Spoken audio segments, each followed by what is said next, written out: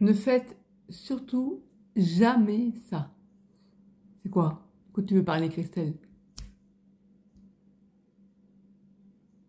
T'avais des... Moustique, moustique, tic, va-t'en. Oh, on est...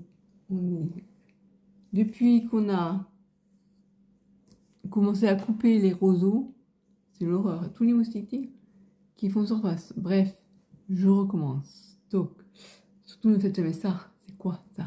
Et bien en fait, quand on vous dit ne t'écoute pas, tu t'écoutes trop, arrête de t'écouter, ben n'écoutez pas ce qu'on vous dit justement à ce moment-là. N'écoutez pas ceux qui vous disent de ne pas vous écouter.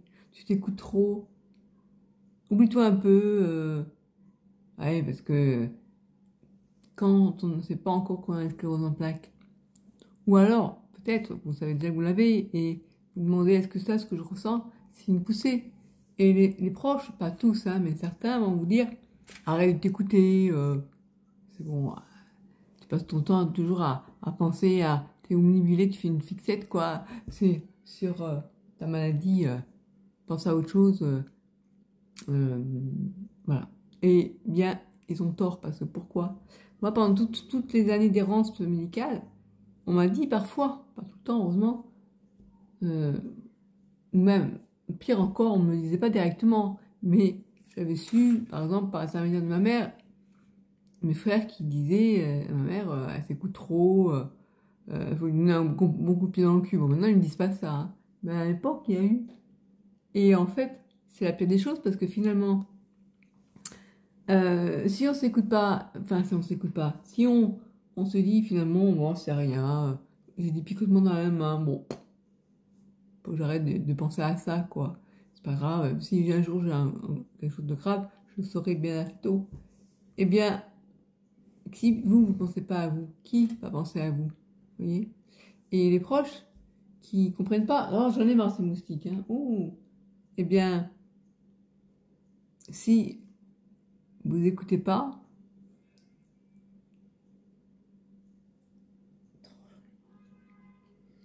bref, voilà ce que je pense. Moi, je dis, fuck les gens qui vous disent de pas vous écouter. On a le droit d'être un peu, comment dire. Il y a quelqu'un qui disait, c'est Randa, ouais, de l'émission Audace, Audace d'être soi, qui disait, c'est pas être égoïste, penser à soi, en fait, compte. Et être égoïste, c'est ne penser qu'à soi. Mais avoir un retour sur soi, sur ce qu'on ressent, c'est important. Par exemple, si vous êtes en colère, on va prendre un exemple, qui est détaché de cette histoire de maladie. Si vous n'êtes pas bien, voilà, un jour vous n'êtes pas bien, vous ressentez de la colère, une émotion assez forte, eh bien, si on vous dit, et si vous prenez en compte ce conseil, ne t'écoute pas. Bon, j'ai la colère, mais je ne vais pas écouter, je continue la vie comme si de rien n'était. Voilà. Mais vous n'êtes pas bien au fond de vous. Eh bien, ça ne va pas être la même chose que si vous dites, ah, cette colère, cette émotion que j'ai est en quelque sorte une alerte de mon corps. C'est le corps qui ressent cette émotion. Et si vous n'écoutez pas, si vous n'essayez pas de faire une espèce d'introspection, de comprendre ce qui se passe, eh bien, vous allez, si vous passez votre temps à refouler les émotions que vous ressentez, ça ne vous fait pas avancer. Et à force, au fil du temps, vous risquez de passer de une simple colère à, par exemple, un ulcère à l'estomac. Voilà. Donc pour moi, je pense que s'écouter, c'est important. Et s'écouter, ça ne veut pas dire qu'on pense tout le temps qu'à ruminer ses problèmes, c'est pas ça.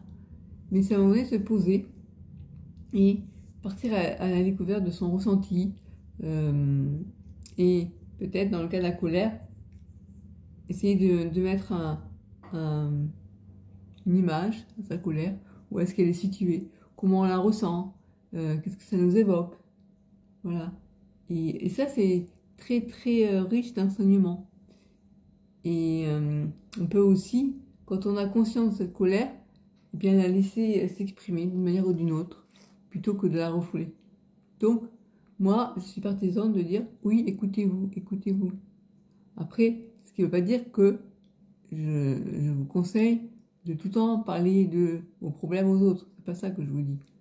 Parce que s'écouter, c'est essayer de, comme je vous le disais, une introspection sur soi-même, essayer d'être dans votre ressenti, peut-être même faire une séance d'hypnose ou de relaxation. Et c'est pas pareil que la personne qui se plaint tout le temps, et qui parle tout le temps d'elle à l'autre, et qui jamais n'a de... Comment on dit ça? D'être... Ah, comment on dit ça? Quand on a de... On arrive à se mettre à la place de l'autre, en fait. Ça, j'ai un mot que j'ai oublié. Comment on dit ça? L'empathie, voilà. Je vous dis pas qu'il faut pas avoir d'empathie. Et je vous dis pas que...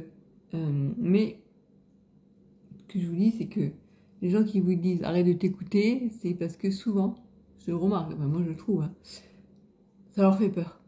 En fait, parce que ils savent pas comment vous apporter, quelle solution vous apporter.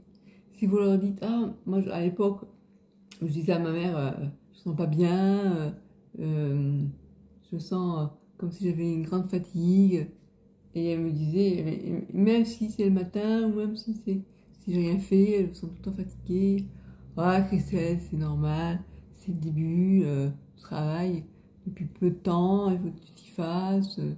Il y avait comme si le message qu'on passait, c'était arrête de te plaindre, arrête de penser, de ne voir que le mauvais côté, et c'est bon, tu dois travailler, donc travail, il fait pas chier, quoi. En fait, c'est un peu ça. Le message, c'est arrête de t'écouter, ça veut dire arrête de nous emmerder avec tes histoires. Passe au-dessus. Et finalement, je pense que c'est pas une bonne idée. Voilà. Donc voilà, je me suis dit, vous me dites ce que vous en pensez, ou parce que j'ai à me gratter, mais je crois que les moustiques m'ont attaqué. Donc n'hésitez pas à me faire un retour, si vous pensez que j'ai raison ou pas. On peut en discuter, enfin en discuter. Ouais. Voilà. À bientôt.